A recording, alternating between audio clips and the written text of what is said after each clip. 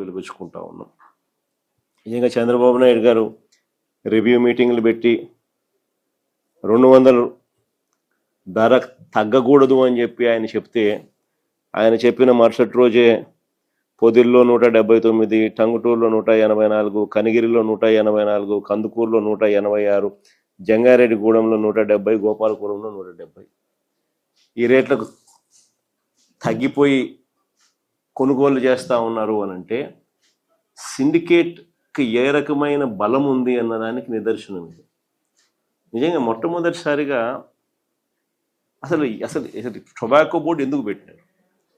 Tobacco బోర్డులో రైతులకు మంచి జరగాలి అనే ఉద్దేశంతో వ్యాపారులను ఒక ప్లాట్ఫామ్ ఎందుకు తీసుకొచ్చి ఆ ప్లాట్ఫామ్లో వివిధ రకాల వ్యాపారాలు పార్టిసిపేట్ చేస్తే ఆ వ్యాపారులు పార్టిసిపేట్ చేసిన నేపథ్యంలో కాంపిటీషన్ క్రియేట్ అవుతుందని, తద్వారా రైతులకు మేలు జరుగుతుందనే ఉద్దేశంతో టొబాకో బోర్డు అనేది క్రియేషన్ అనేది జరిగింది. కానీ చంద్రబాబు నాయుడు గారి ప్రభుత్వ పుణ్యాన ఏ రకంగా పరిస్థితి మారిపోయిందని అంటే, చంద్రబాబు నాయుడు గారు అధికారంలోకి వస్తూనే ఈ సిండికేట్కి అందరికీ కూడా కొమ్ములు వస్తాయి. సిండికేట్ మొత్తం ఏకమయ్యి చంద్రబాబు నాయుడు చెప్పేది మాత్రం చెప్తా ఉంటాడు, మనం చేసేది మనం చేస్తూ ఉంటాం అనే ధైర్యము ఈ పంటే కాదు, ఆక్వా పంటకైనా అంతే, ఈ పంటకైనా అంతే, ఏ పంట అయినా అంతే.